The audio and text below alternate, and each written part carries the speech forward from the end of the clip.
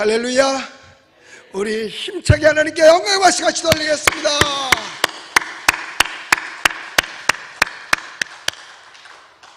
사람 많이 없다고 에어컨도 안 트는 것 같아. 그래도 에어컨은 좀 틀어놔야 좋죠. 아예 모든 교회들이 지금 저녁 예배는 안 드리고 있는 것 같아요.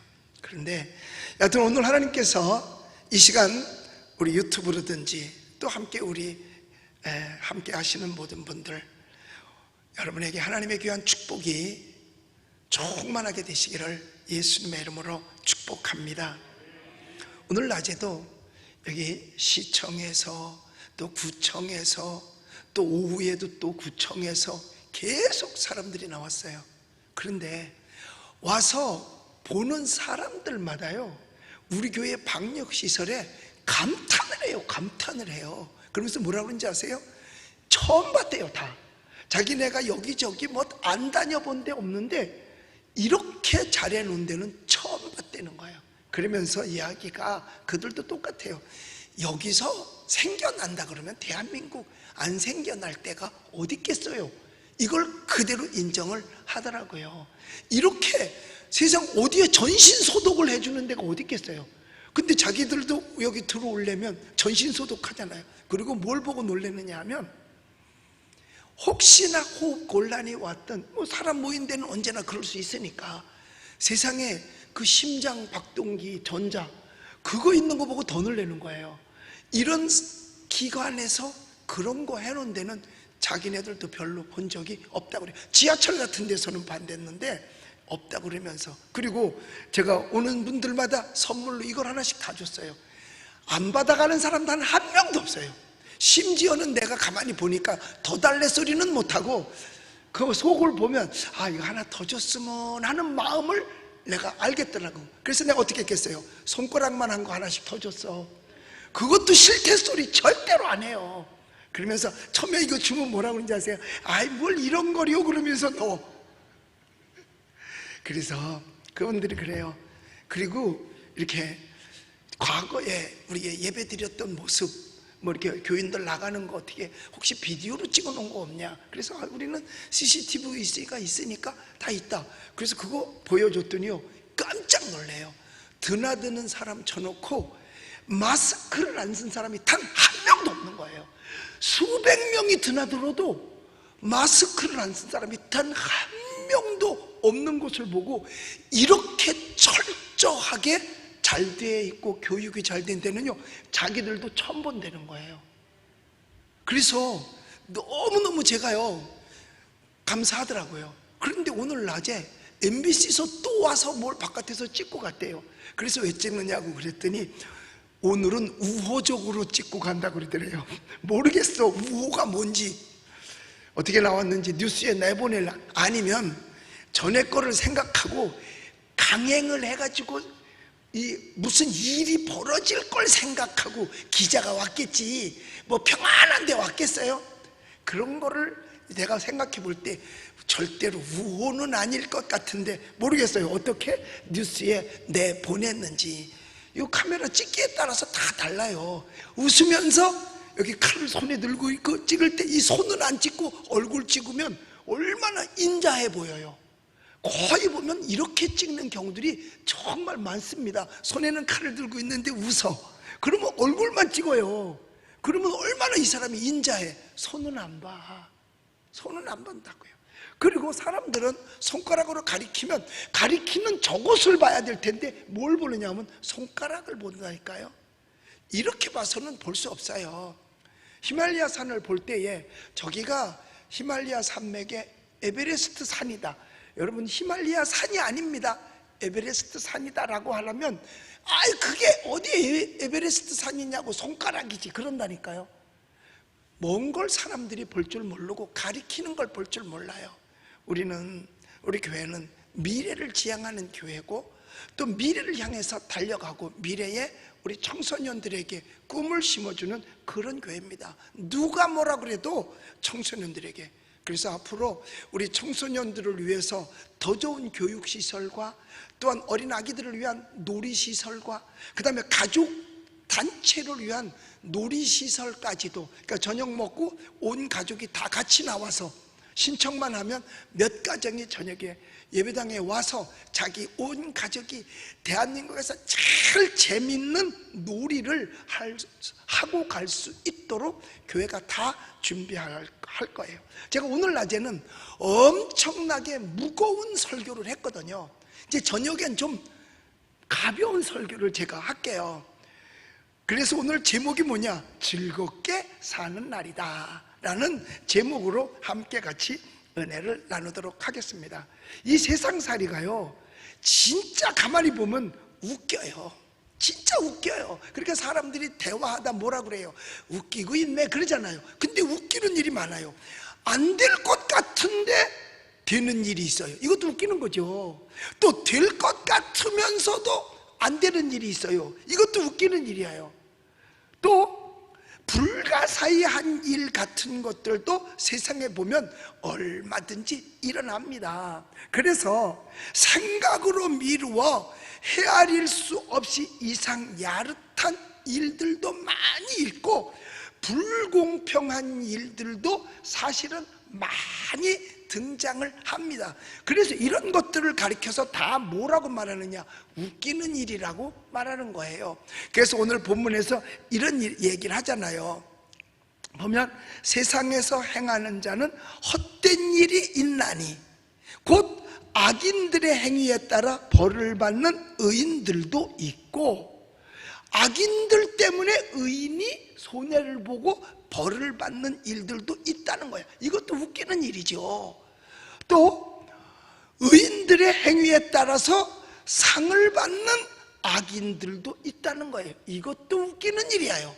의인이 일을 했으면 의인이 상을 받아야 될 텐데 의인이 상을 받지 않고 악인이 상을 받을 수도 있습니다. 그러니까 이런 것이 다 웃기는 일이기 때문에 헛되도다라고 말하는 것입니다. 여러분, 악인들이 득세하고 선한 사람이 처지며 진실한 사람이 퇴보하고 거짓말 잘하는 사람이 성공하고 열심히 일하는 사람이 오히려 못 살고 일하지 않아도 놀면서도 부유하게 하는 일들이 우리 주변에 봐도 얼마든지 있다는 거예요. 이런 것들이 사람의 마음을 괴롭게 하는 일들이지요. 그래서 성실한 사람이 삶의 의욕을 잃을 때가 많이 있습니다. 그래서 앙케이트 조사를 할 때 정직하면 손해다 라고 생각하느냐에 동그라미 치면 거의 동그라미를 친대요. 정직하면 손해다. 그런데 어떤 때는 정말 정직하면 손해 같은 것이 될 때가 사실은 많이 있습니다. 정직한 사람이 손해봐요. 그러니까 오늘날은 거짓말이 난무하는 거예요. 어디가 제일 많이 거짓말하느냐? 법정에서 제일 많이 거짓말한대요. 거짓말 잘하는 사람이 이긴다는 거야. 전 세계에서요, 거짓말을 어느 나라 사람이 제일 잘하느냐?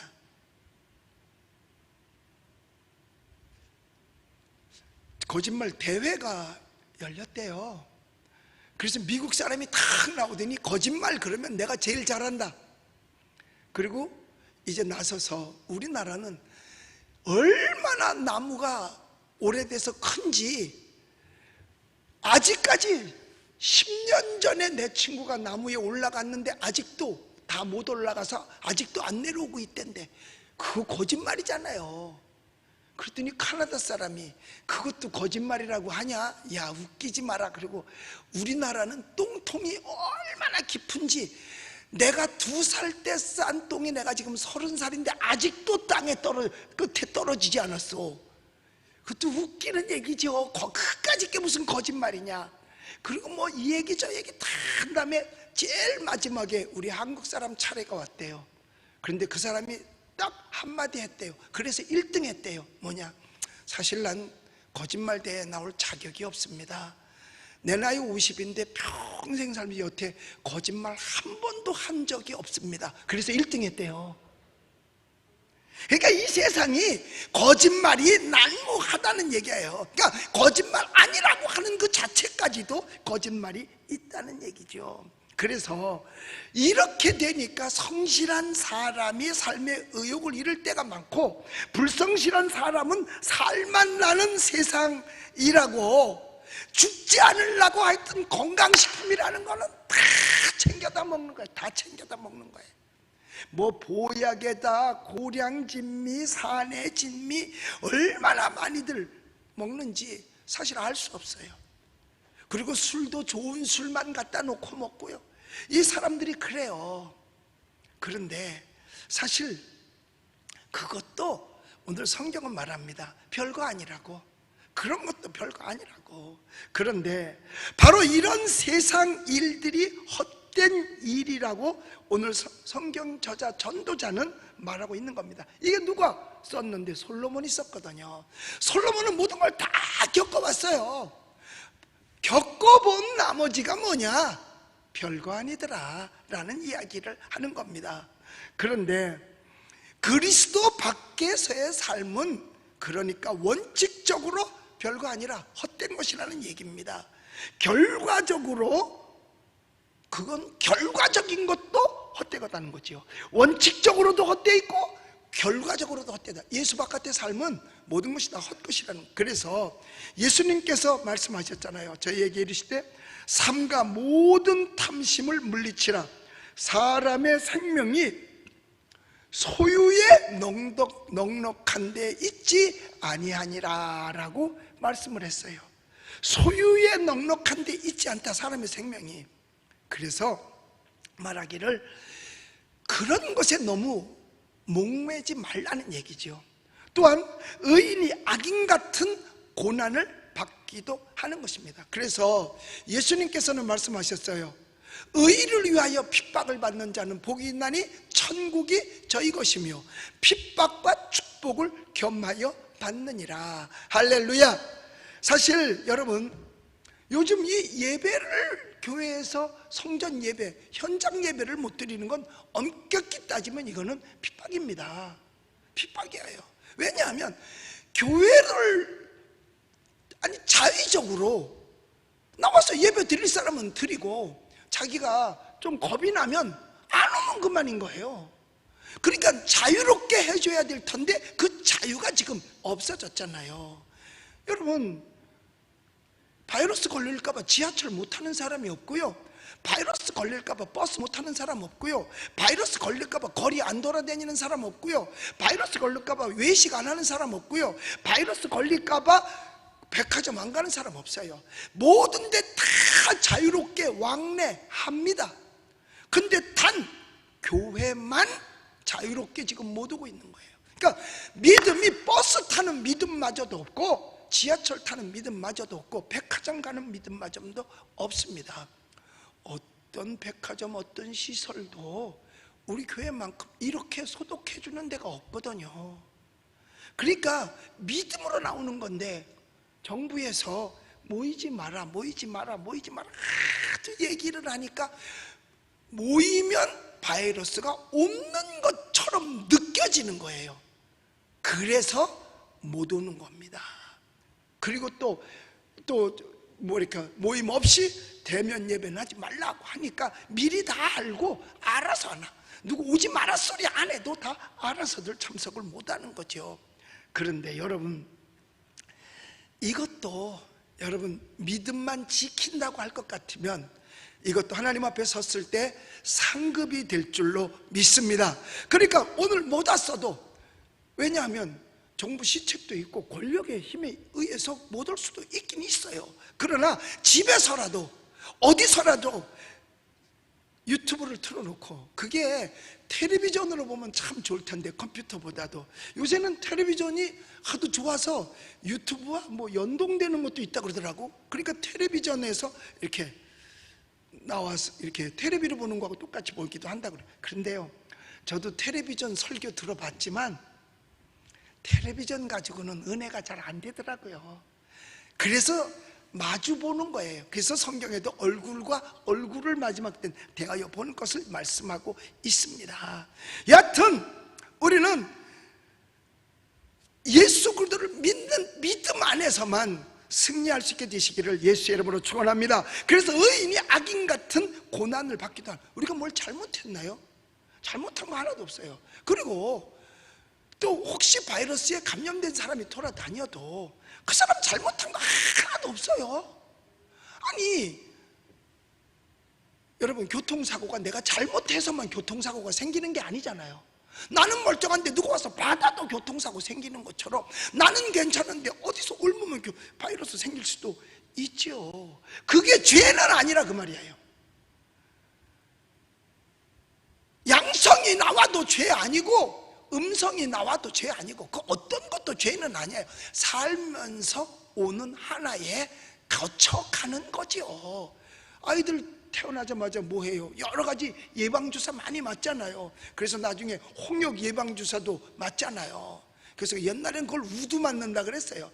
여기서 어깨다 아기 때 맞아놓으면 그게 도장 찍은 것처럼 늙을 때까지도 계속 있는 게 그거죠. 그렇게 예방주사 맞잖아요.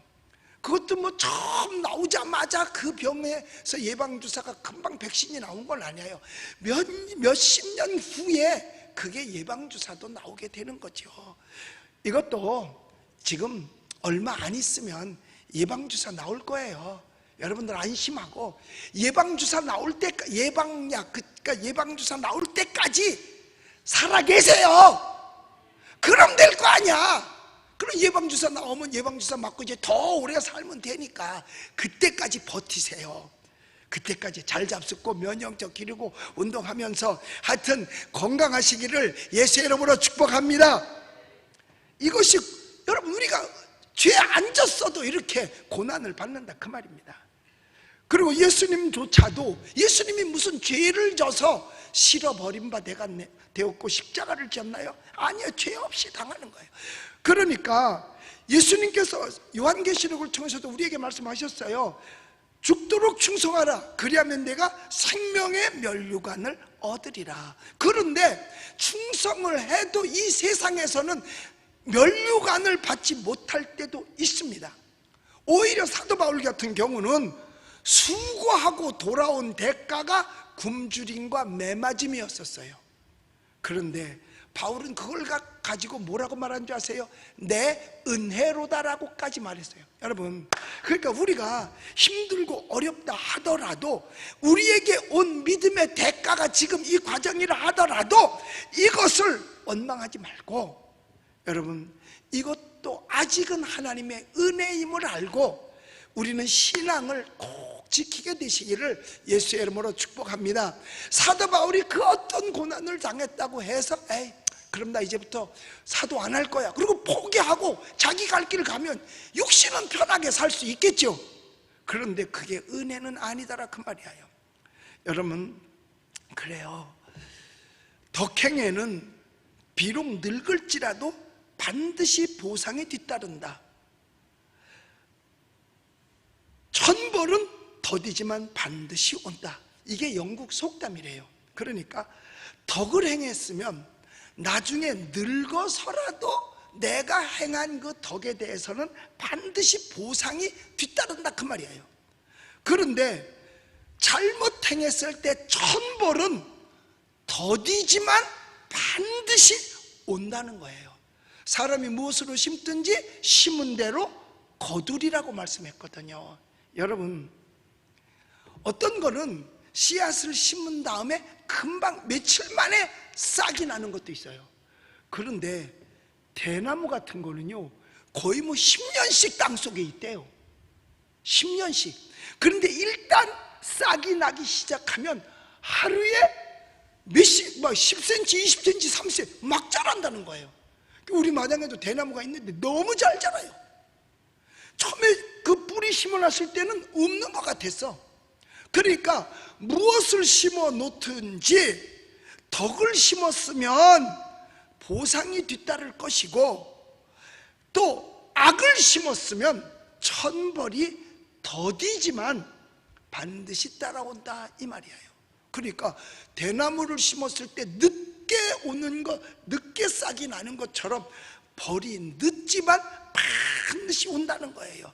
그러므로 우리는 보상, 하나님의 축복의 보상을 받을 수 있도록 덕행을 심게 되시기를 예수님의 이름으로 축복합니다. 그러니까 현재의 결과만 보고 낙심하지 말자는 겁니다. 곧 반드시 우리에게도 즐거운 날이 올 수 있다는 거죠. 그래서 성경 로마서 8장에는 현재의 고난은 장차 다가올 영광과 좋게 비교할 수 없다. 할렐루야. 그래서 현재 우리가 좀 고난이 있다 하더라도 이 고난이라고 신앙을 포기해버리면 장차 다가올 영광이 없지만, 현재 이와 같이 신앙생활에 고난이 있어도 견디면 여러분 반드시 장차 다가올 영광이 있을 줄로 믿습니다. 막 울면서 전화를 해요. 목사님, 나 오늘 교회 가고 싶은데요. 나 오늘 교회 가고 싶은데요. 울면서 전화를 해요. 어떤 노인네들은요, 쪽지를 못 봐. 휴대폰을 볼 줄 모르니까 그냥 오셔요. 왔다가 바깥에서 안내하시는 분이 권사님 집에 가서 드리세요 해서 보내는 모습을 볼 때 참 마음이 아프죠. 정말 마음이 아프죠. 그러나 우리가 신앙생활에 현재 고난이 있다라도 장차 하나님이 주시는 영광이 있을 줄로 믿습니다. 세상의 즐거운 방법은 죄를 범하고 사는데 무슨 즐거움이 있을까? 우리가 생각할 때 그렇게 생각할 수 있어요. 죄를 범하면서 사는데 무슨 즐거움이 있을까? 그런데 그들은 괴로움을 잊고 즐거워 보려고 택한 방법이 바로 술과 이성 쾌락의 도구로 그걸 쓰는 거죠. 세상 사람들은요. 그러니까 그것이 죄인 거예요. 죄 까닭으로 사는데 무슨 즐거움이 있을까? 그들은 즐거움이 있어서보다 즐거워 보려고 죄를 짓는 거예요. 즐거워 보려고. 그러니까 술과 이성, 쾌락의 도구로 쓰는 거죠. 나중엔 그것마저도 만족하지 못해서 무엇을 택하느냐? 마약을 택하고, 그것도 만족하지 못해서 상습적으로 흡입해서 결국은 뭐가 되느냐? 인생이 폐인이 되어버리고 마는 것입니다. 그러니까 세상에서 얻는 쾌락은 자기를 망가뜨려버리고 마는 겁니다. 자기를 망가뜨려버리고 마는 거예요. 성경은 우리에게 즐겁게 사는 방법을 제시해 주었어요. 우리 예수 믿는 사람 어렵고 힘들어도 앞에서는 속이 상하지만은 마음속에서 하나님을 의지하고 여러분의 마음이 즐거움이 있게 되시기를 예수님의 이름으로 축원합니다. 여러분, 세상에서의 즐거움을 뭐라고 말하느냐? 그걸 쾌락이라고 말하는 겁니다. 그러나 주 안에서 즐거움을 뭐라고 말하느냐? 그거를 행복이라고 말하는 거예요. 나는 쾌락을 찾는 사람이냐 행복을 찾는 사람이냐 이거죠. 나는 쾌락을 찾는 사람이냐 행복을 찾는 사람이냐 이거예요. 그래서 여기 15절에 보면 이런 말을 합니다. 이에 내가 희락을 찬양하노니 이는 사람이 먹고 마시고 즐거워하는 것보다 더 나은 것이 해 아래는 없음이라. 하나님이 사람을 해 아래서 살게 하신 날 동안 수고하는 일 중에 그러한 일이 그와 함께 있을 것이니라. 자, 여러분, 하나님은 우리에게 즐겁게 사는 것을 원하고 그렇게 사는 사람을 사실 칭찬하십니다. 하나님의 자녀들이 즐겁게 살길 원하시잖아요.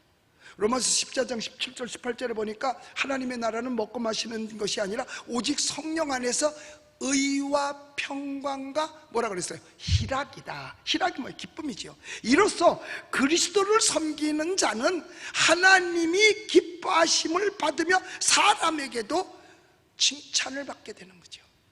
그리스도 안에서 주님을 섬기는 사람만 그 기쁨을 얻을 수 있다는 겁니다.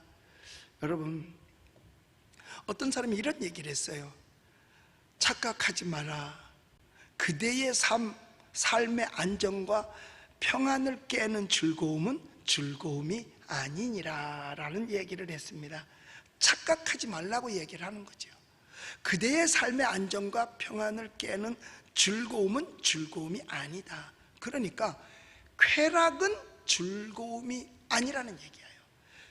세상적으로 얻어지는 쾌락은 거의가 다 오히려 마음의 안정을 빼앗고 평온을 빼앗아 갑니다. 여러분, 모든 즐거움은 아픔의 값을 치르고 산 것이어야만 진정한 즐거움이 되는 것입니다. 그래서 참 즐거움과 거짓 즐거움의 차이는 반드시 있습니다. 그러니까 참 즐거움은 뭐냐? 이미 대가를 지불한 것이고, 거짓 즐거움은 뭐냐? 즐기고 난 후에 대가를 지불해야 되는 게 거짓 즐거움이에요. 다시 한번 설명할게요. 참 즐거움은 즐기기 전에 이미 대가를 지불한 것이고, 거짓 즐거움은 즐기고 난 후에 쓰라린 대가를 지불해야만 하는 것이다 라는 겁니다. 여러분, 보너스가 아직 나오지도 않았는데 보너스 나온대 소리를 듣고, 야, 보너스 다음 달에 나올 거니까 미리 다 쓰자. 그리고 그거 가지고 백화점에 가서 물건 사고 수영장 가서 놀고 바캉스 갔다 왔고, 딱 왔는데 보너스 안 나온대. 얼마나 허망하겠어요. 이제 큰일 났어. 빚지고 살아야 돼, 한 달 동안. 거짓 즐거움은 즐기고 난 후에 대가를 지불해야 된다니까요. 사도 바울은 빌립보서 4장 4절에서 그랬어요. 항상 기뻐하라. 내가 다시 말하노니 기뻐하라. 긍정적인 마음을 가지라는 얘기죠. 우리는 가장 귀한 구원받은 즐거움으로 사는 저와 여러분들이 되시기를 주님의 이름으로 축복합니다. 그래서 구원받은 사람으로서 기뻐하며 감사하며 살아야 되는 거예요. 그래서 우리는 어떻게 살아야 되냐? 웃으며 살자. 웃으며 살자. 노력해 보는 거예요. 뭐 우스워서 웃나? 웃다 보면 우스워지는 거지. 기뻐서 웃나? 웃다 보면 기뻐지는 거죠. 뭐. 그런데 언제 하나님께서 우리에게 즐거움과 기쁨을 주느냐? 죄를 회개할 때 즐겁게 우리의 마음속에 그거를 즐거움을 허락해 주시는 겁니다. 죄진 사람은요, 즐거움이 없어요. 불안해요. 불안해요. 왜? 죄가 있으니까 불안할 수밖에 없잖아요. 사람의 진정한 즐거움을 맛보는 것은 죄를 짓는 데서부터 오는 게 아니고 죄를 회개하는 데서부터 오는 겁니다. 죄를 지으면서 가면 그 즐거움은 점점 사라지게 돼 있어요. 회개하는 데서부터 올 때 즐거움이 오는 거예요. 죄를 지으면 항상 불안하고 쫓기고 양심의 가책을 받아서 결코 진정한 기쁨이 없는 것입니다. 그래서 잠언 28장에도 보면 악인은 쫓아오는 사람이 없어도 도망하거니와 그랬거든요. 왜? 죄를 졌으니까. 도망자가 여러분 즐겁겠어요? 도망자가 기쁘겠어요? 도망자가 행복하겠어요? 악인은 쫓아오는 자가 없어도 도망간다 그랬어요. 여러분, 그런데 의인은 사자와 같이 담대함이라 그랬습니다. 죄가 없으면 담대합니다. 여러분, 누가 제일 담대하고 떳떳한 사람이냐? 죄 없는 사람이에요.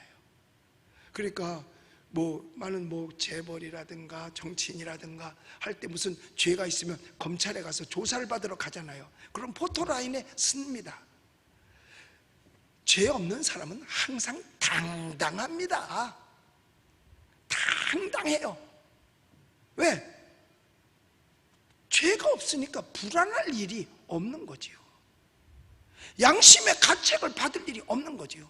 그런데 죄가 있으면 절대로, 그래서 누가 용감한 사람이고 용기 있는 사람이냐? 죄 없는 사람이 용감하고 용기 있는 사람이에요.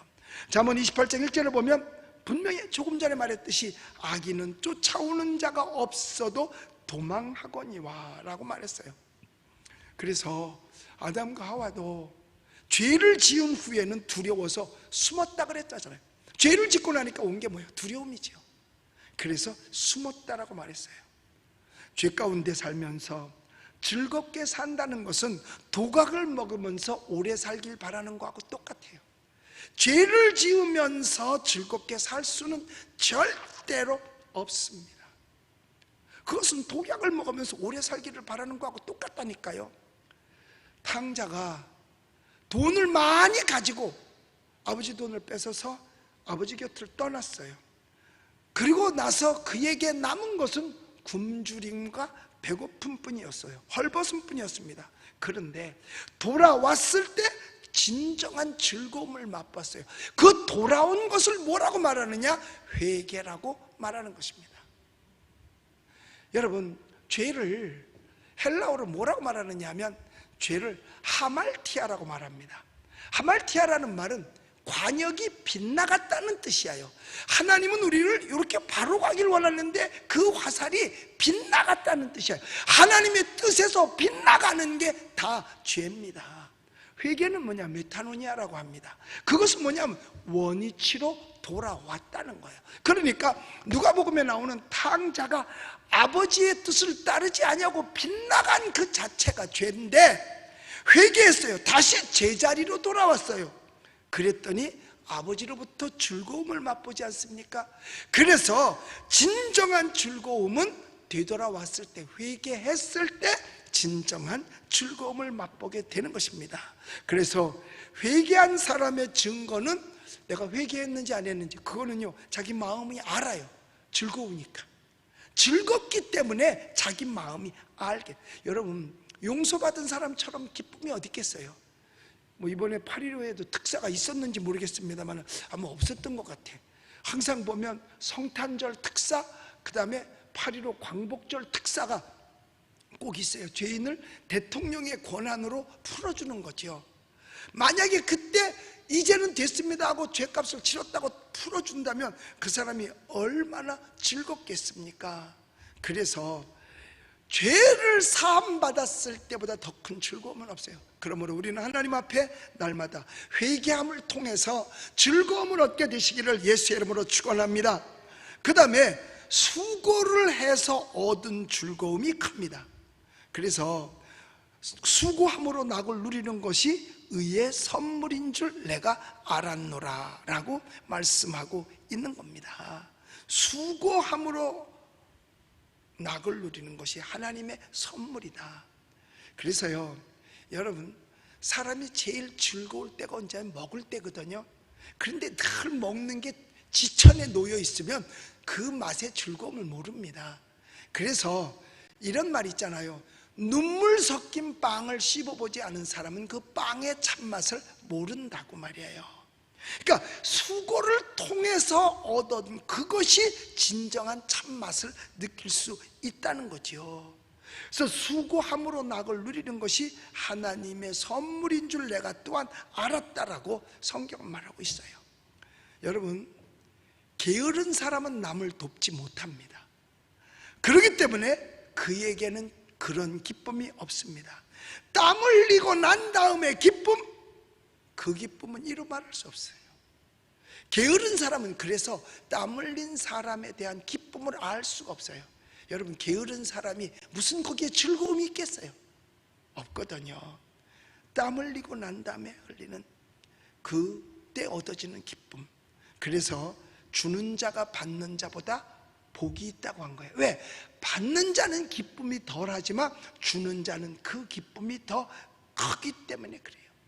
그 전에 제가 그 영어 탤런트인 김혜자 씨라는 분이 아프리카에 가서 아이들을 위해서 봉사하는 그런 프로그램을 한 적이 있었어요.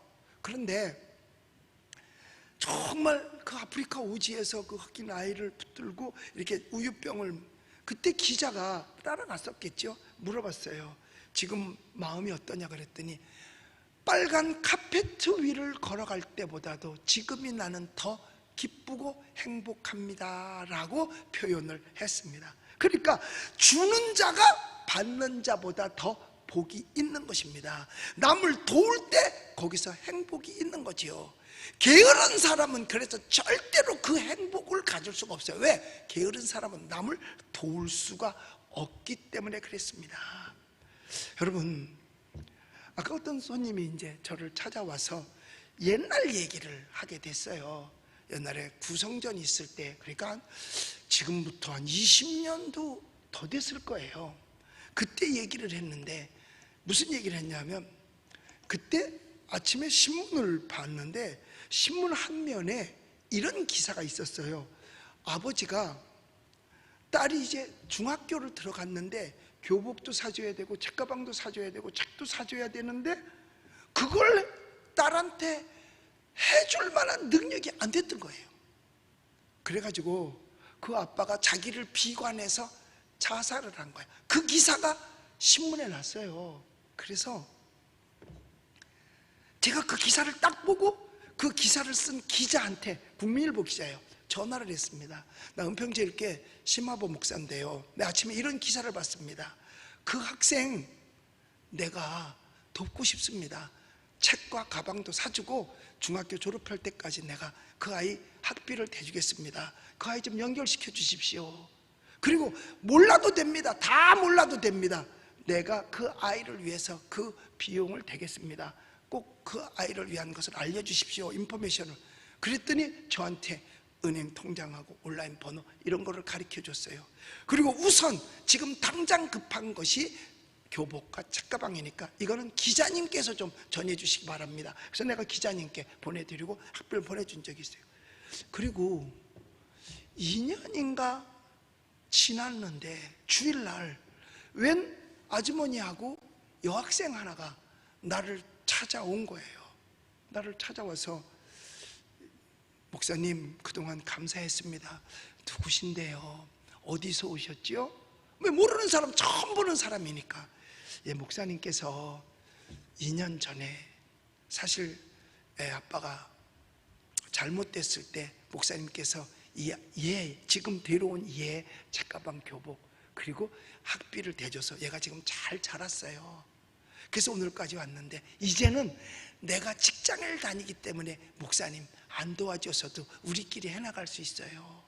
그리고 우리를 도와준 거는 딴 사람을 도와주세요.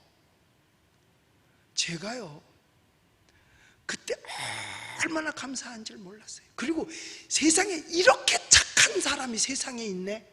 사실 어려우면요 받을 때 한도 끝없이 계속 받는 것만 좋아하잖아요. 그런데 이 집은 직장 딱 갖고 자기네가 생활할 수 있으니까 그동안 감사했다 그러면서 오렌지, 그 병으로 돼 있는 오렌지 있잖아요. 그 오렌지를 글쎄 그 상자를 하나 가지고 오렌지 주스를 가져와서 그동안 감사했습니다 하고 내놨을 때, 여러분 그들을 볼 때도 기뻤고 처음에 그 아이를 도와줄 때도 얼마나 기뻤는지 모릅니다. 그런 기쁨, 그런 행복은요 해보지 않은 사람은 절대로 느낄 수 없는 거예요. 그리고 그들이 감사하다고 찾아왔을 때는요 저는 구름 위를 걷는 것 같았어요. 그러면서 느끼기를 세상에 이렇게 착한 사람도 다 있다니. 여러분 구제받는 사람은요 자기를 안 나타내려 그래요. 그런데 찾아와서 난 지금도 몰라요. 이름도 모르고 다 지금도 몰라요. 그런데 그때 기사가 아직도 남아 있으니까 아는 거죠. 그래서 저는 땀 흘리고 난 다음에 기쁨, 그래서 주는 자가 받는 자보다 더 복이 있다. 절대로 게으른 사람은 남을 돕지 못한다. 그러므로 게으른 사람은 그 속에 즐거움이 없느니라. 그래서 잠언 11장에도 보면 흩어 구제하여도 더욱 부하게 되는 일이 있나니 지극 지독히 아껴도 가난해질 뿐이니라. 구제하면 기쁨이 있다는 거예요. 그러니까 구제해주고 더 복을 받는다면 이거 얼마나 기쁜 일이겠어요. 그래서 아까 그 손님하고도 그 옛날 얘기를 하면서 참 그때의 감사, 내가 더 감사하더라니까요. 그동안 도와주셔서 감사합니다가 아니라 나에게 그들이 찾아와서 이제는 우리가 스스로 할 수 있습니다 라면서 인사를 할 때 그때의 그 기쁨은 아직까지 나 말고는 누구도 그 기쁨을 모를 것 같아요. 여러분 그래서 여러분 이와 같이 베풀을 때 그래서 주는 자가 받는 자보다 더 복이 있는 이 복을 여러분들이 누리게 되시기를 예수님의 이름으로 축복합니다. 세종대왕의 총애를 받던 신하 윤희가 있었어요. 윤희라는 사람이. 그런데 어렸을 때에 어느 집에 놀러 갔는데 그 집 주인 아이가 뭘 떨어뜨리냐면 땅에 진주알을 하나 떨어뜨린 거예요. 그런데 거위가 그걸 삼켜버리고 말았어요. 근데 집주인은 윤희가 그 앞에 있었으니까 의심해서 관가에 데리고 갔습니다. 그런데 윤희는 불평 없이 거위만 붙잡혀 가면서 저 거위를 어디 못 가게 가두어 두십시오 라고 말을 했어요. 그리고 다음날 거위가 똥을 쌌어. 근데 거기 뭐가 나왔겠어요? 진주가 나왔지요. 그래서 그 진주 주인이 이야기를 했습니다. 왜 이걸 어제 얘기 안 했니? 내가 거위가 이거 먹었다고 얘기하면 이 거위는 어저께 죽었을 거예요. 그래서 차라리 내가 고통을 참고 거위를 살리는 게 낫지요. 이때 모든 사람이 감탄을 한 거예요. 그리고 이 윤희는 거위를 살린 기쁨이 그 무엇보다도 컸던 겁니다. 그러니까 거위가 진주를 먹었으니까 똥을 싸면 반드시 진주는 나올 건데 하루만 참자. 자기가 차라리 고통을 받고 거위를 살리는 게 더 낫다. 거기서 오는 기쁨이 크다는 거예요. 그래서 사도 바울처럼 남을 기쁘게 해주고 남의 유익을 구하고 이렇게 한 사람 한 사람의 영혼을 구하고 기뻐하는 일도 우리도 해야 할 줄로 믿습니다. 우리는 사는 날 동안 세상이 어떻게 돌아가든지 간에 여호와 하나님을 의지하고 속은 상하지만 그래도 한번 기쁘게 살려고 힘써 보십시다. 기도하면서 말이에요. 모든 것을 긍정적으로 생각하고 원망하거나 부러워하지 말고 회개하면서 말이에요. 회개하면서 말이에요. 여러분, 수고해서 얻은 것이 기뻐지게 되고 성령 안에서 항상 즐겁게 살고 그리고 수고해서 얻었지만 베풀면서 또 거기서 즐거움을 얻으면서 여러분의 삶이 모든 삶이 즐거운 삶이 되시기를 예수님의 이름으로 축원합니다. 기도하겠습니다.